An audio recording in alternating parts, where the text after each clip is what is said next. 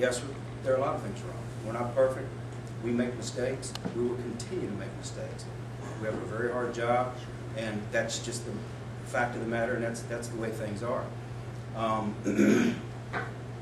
This forum, I think, is going to help us in a lot of ways, probably mostly PR and how we conduct business. I won't be here to enjoy it, but that's okay. Somebody will be, and the big award winners will be the police officers. But this isn't going to be an easy process, and it's not going to be a quick process, I can assure you of that. The police, the Citizen Police Academy is a program that we would put on, the police department would put on, and it is a mini basic police school for citizens. Anybody can come to it. There's usually a long waiting list for people to participate in it, and it can be anywhere from 4 weeks, 6 weeks, 8 weeks, 10 weeks, whatever you want to do, of a basic police school, and you come in once a week at nighttime for a couple hours for however many weeks it is, and we go through all the things that we do, why we do them, and we educate you on the things we do and why we do them. You may not agree with them, and you may agree with them, and it's not only taught by police officers, it's taught by judges, attorney, city attorney, mayor, council, city manager, whoever wants to come in and talk and teach the things in our judicial system and also the police department on what we do and why we do it. It's a very successful program, and I think, personally, that this is probably one of the best things that we can do to move this situation forward in a positive direction. Why? Because it does several things. It educates the public on why we do what we do, and then once you complete that, you get a certificate just like you've gone to basic police school. And you go back out into the public and you tell, or somebody says something about the police department in a negative manner, you may talk about what your experience was and help us explain why we do what we do. You may leave there not agreeing or liking what we do, and that's okay. We're not asking you to agree with everything, but it certainly helps educate the people on why we do the things we do and what we do, and it helps to get out the word to the rest of the citizens. It's a slow process, but like I say, it's a very successful process. And I won't spend any more time on that. It's something that I presented to Mr. Elistad. We put together a plan that I think will fit Lexington. There's a couple of drawbacks. The biggest one obviously being the fact that it's expensive. It consists of overtime with the officers teaching these classes at nighttime. But it gives, in addition to the people going back out and talking, that you're going to be able to come to this class, and I'm basically what I'm doing right now as a Police Citizen Academy. I'm explaining to you why we do what we do and how we do it, and your perception is right now. Well, Chief, yeah, I understand why you do it, but couldn't we do it a little better? Couldn't we tweak it a little bit? Do you still, can you teach your officers to be a little nicer? Absolutely we can. We always can be better in what we do, and this would help us.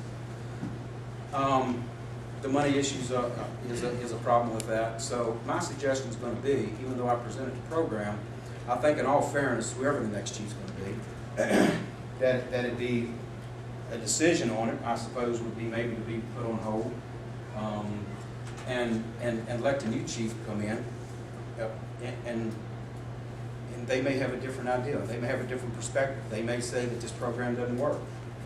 Everybody knows that Lieutenant's going to take over January the 1st.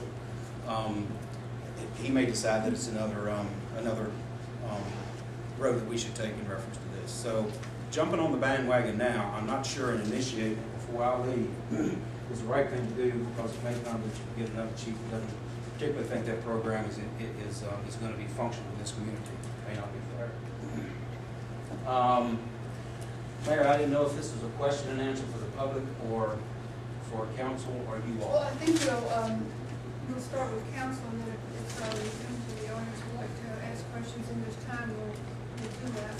But I'm sure that all of my fellow council members will agree that we very much appreciate your taking the time to come on September 3rd and again tonight, and we saw many of your officers on September 3rd. We see many tonight, and I know that they have lots to do, and we appreciate their being here. I think it was a very enlightening presentation, and so I will thank you on behalf of my fellow council members and ask them if they have any questions at this point. don't have a question, have a comment if that's in order, unless you want to do just questions first.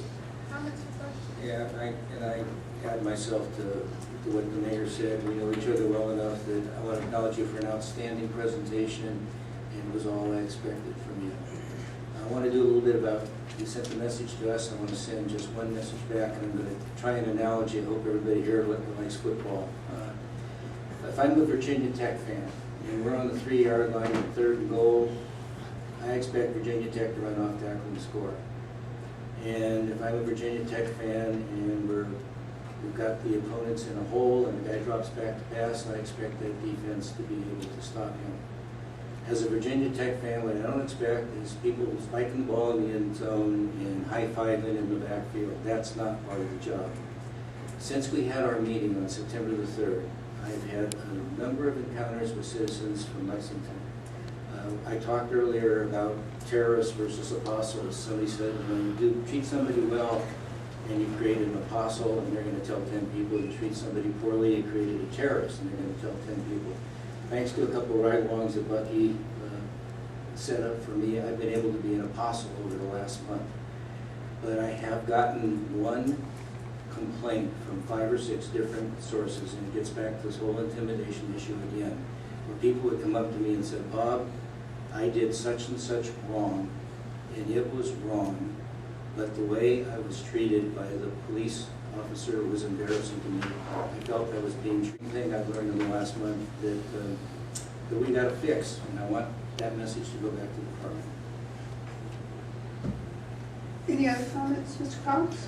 Thank you. First of all, Chief, thank you so much. I think this has been a very helpful session for me, and I hope for the public at large. My questions have to do with your report, your monthly report, which I read with great interest every month. And I thank you for that and for the detail. And one of the things that it shows me is that the big ticket crime in Lexington is very, very low. And I also, I mean, a lot of it bears out what you've been saying about the apparently downward trend, particularly compared with 2 years ago, about drunk in public, driving under the influence.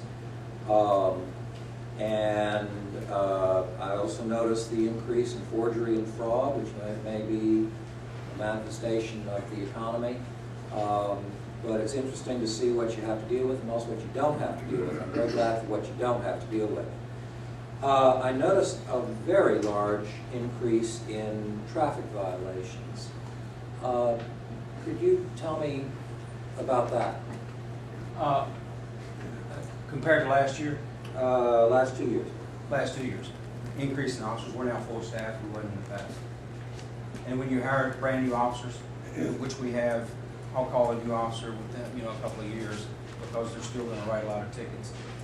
Rookies are historically going to write more tickets than somebody who's been on the street for 5-10 years. And that's the increase. It's simply personnel increase and the fact that we've got new police officers and they go out and that's how they get experience. They go out and besides the fact that's what you pay them to do.